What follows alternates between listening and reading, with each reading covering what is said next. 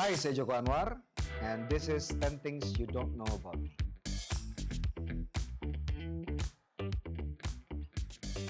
Highlight dalam karir saya bisa dibilang ketika saya membuat sebuah series yang genre-nya nggak biasa di Indonesia, yaitu science fiction supernatural. Judul seriesnya Nightmares and Daydreams, ada di Netflix. Kenapa menjadi highlight? Karena ini sebuah tantangan baru, membuat sebuah series dengan genre yang orang mungkin di Indonesia nggak familiar, science fiction, tapi digabungkan menjadi sesuatu yang sangat inherent dalam diri kita, masyarakat Indonesia. Dan hasilnya bisa dibilang it's like dynamite. Unfortunately, the coolest thing about being a director is people listen to you on set. Kalau kita bekerja, semua mendengarkan baik kru maupun pemain apa yang kita katakan, tapi di balik itu kita juga harus tahu apa yang kita buat, karena kalau kita ditanya oleh kru maupun cast sebuah pertanyaan tentang film yang kita lagi bikin, kalau kita nggak bisa, we won't be cool anymore. So we will be cool if we know what we do.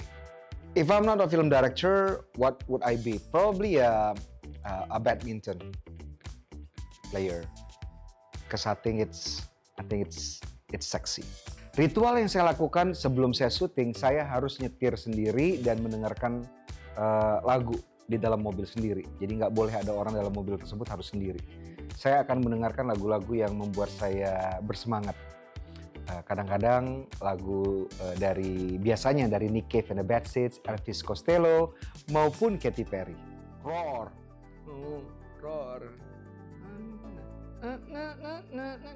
Film yang paling menantang, yang paling dikerjakan, mungkin saya bisa bilang series ya. Series Nightmares and Daydreams, seperti yang saya bilang, ini adalah sebuah tantangan. Bagaimana membuat series dengan genre yang mungkin orang nggak familiar, tapi bisa orang relatable gitu, ceritanya maupun karakternya. Nah, kenapa paling menantang? Karena dari namanya saja, Nightmares and Daydreams, itu kita desain sedemikian rupa, sehingga setiap episodenya ketika orang nonton tuh seperti dunia nyata, dibuka dengan dunia nyata, tapi lama-kelamaan akan kita bawa orang penonton ke dalam sebuah dunia yang belum pernah dibayangkan sebelumnya. Sama kayak kita setiap hari mau tidur malam-malam, masuk ke kamar, kita kira kita masih awake, masih sadar, tapi kita nggak tahu ternyata kita sudah ada di sebuah dunia yang mungkin dalam mimpi kita. Itulah perasaan penonton ketika mereka menonton series Nightmares and Daydreams. Dan untuk mendesain itu sangat menantang banget. Siapa saja yang menjadi inspirasi saya? Mungkin kalau ditanya film director, ada beberapa ya. Yang pertama ada Paul Thomas Anderson, yang filmnya ini film terbaik sepanjang masa yang pernah saya tonton, Punch Drunk Love oleh Paul Thomas Anderson. Kemudian ada David Lynch yang juga saya tato di tangan kanan, ini Lost Highway. Terus ada David Cronenberg. Jadi mungkin 3 nama itu yang sangat berpengaruh, menginspirasi saya ketika berkarya. Film favorit saya sepanjang masa, seperti yang saya bilang, Punch Drunk Love by Paul Thomas Anderson. Kenapa ini menjadi film terbaik yang pernah saya tonton? Karena film ini saya tonton ketika saya sedang kehilangan faith terhadap 2 hal. Yang pertama, kenikmatan menonton film, dan cinta. Dan ketika menonton Punch Drunk Love, saya kembali percaya kepada cinta dan saya kembali percaya kepada kenikmatan menonton film. Luar biasa. Ketakutan terbesar saya adalah ketika saya diberikan sebuah label oleh orang-orang dan saya nyaman berada di situ. Misalnya seorang sutradara horor atau seorang sutradara film religi atau apapun itu. Dan ketika saya menganggap label yang diberikan oleh masyarakat adalah identitas saya mungkin akan berpikir saya harus tetap berada di situ.